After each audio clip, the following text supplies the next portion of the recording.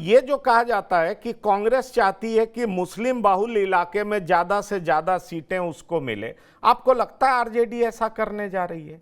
RJD क्या अपना grip जो मुस्लिम समाज पर बना हुआ है उसका सालों से, वो क्या आरजेडी खोना चाहेगी? पहला सवाल।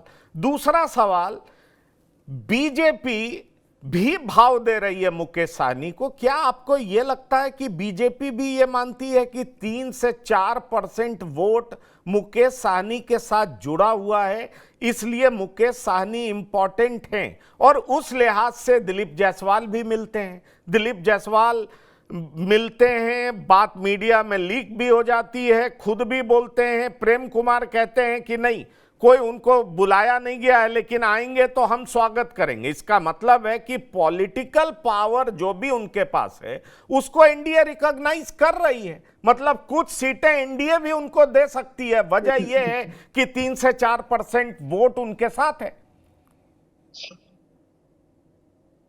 देखिए, दोनों ही अलायंस कुछ न कुछ गलतफहमी में है सहनी के बारे में।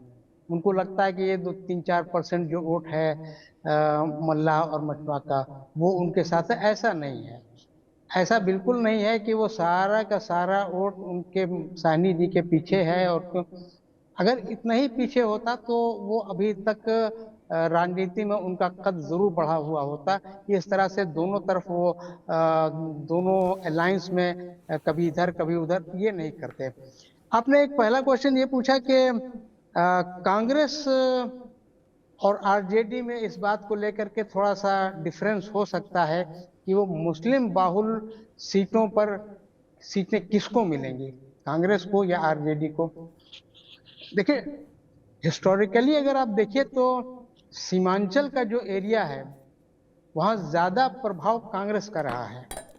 वो किशनगंज हो, पूर्णिया हो, कटिहार हो, ये मतलब 3 मेजर जो मुस्लिम बाहुल्य डिस्ट्रिक्ट्स हैं। लेकिन ये भी सच्चाई है कि आरजेडी का भी वहाँ असर है। आरजेडी के भी अब जैसे आरजेडी के बहुत कदावर नेता तस्लीमुद्दीन वहाँ वहीं से थे, इसी तरह से और भी आरजेडी के कई नेता हुए, आरजेडी के वहाँ से एमएलए भी हुए हैं, कांग्रेस के भी एमएलए हुए हैं, कांग्रेस के भी एमपी रहे हैं। लेकिन इसलिए मान के चलिए कि दोनों का वहां असर। अब देखिए, कांग्रेस का असर ट्रेडिशनली तो जरूर रहा, लेकिन एक टाइम ऐसा भी आया जब कांग्रेस की तरफ से मुसलमानों का रुझान घटता गया 1989 के बाद, तो उसका सीधा असर जो या जो फायदा हुआ वो आरजेडी को हुआ था। तो आरजेडी का भी वहां अपना स्ट्रांग बेस बना सीमांचल एरिया में जहां मुस्लिम है।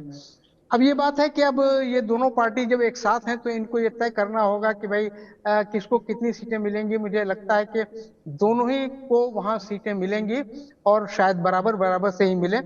अब ये अलग बात है कि कांग्रेस की तरफ से वहां किसको खड़ा किया जाएगा या किसको वो पसंद करेंगे, लेकिन बहरहाल कांग्रेस जो अपनी सीटें हैं वहां से जरूर लड़ेगी। जो पिछली बार अभी भी कहा जा रहा है बात के साथ, पिछले बार जो 70 सीटें दी गई कांग्रेस को, ज्यादातर सीटें वो हार गई। तो उसमें वजह यही है कि उसको ऐसी सीटें दे दी गई थी जहां से ना कभी कांग्रेस जीती थी ना कभी आरजेडी जीती थी और बीजेपी का वहां गढ़ रहा था। इस बार कांग्रेस की ये शर्त है कि हमें वैसी सीटें चाहिए जो मेरी पसंद की हों, यानी हम अपनी पसंद की सीटें लेंगे और उसमें जाहिर ऐसी सीटें नहीं लेंगे जहां से हमको हारने की उम्मीद है। अब देखिए, इसी पे बात होगी। जहां तक लीडरशिप के ताल्लुक है, वह अभी तक कोई फेस ही नहीं दिया गया। तो देखिए, एक चीज तो तय है, डिक्लेयर करें या न करें, हो सकता है अभी बहुत प्रीमेच्योर उनको लग रहा हो कि डिक्लेयर करना, लेकिन बहरहाल डिक्लेयर जब भी करेंगे तो वो तेजस्वी यादव का ही नाम डिक्लेयर होगा, क्योंकि कांग्रेस बहरहाल उस पोजीशन में नहीं होगी कि उसका सीएम हो बने या मुख्यमंत्री बने। उसकी सीट ही उतनी ज्यादा नहीं होगी, ना वो उसको इतनी सीटें मिलेंगी कि वहां से वो कंटेस्ट करे।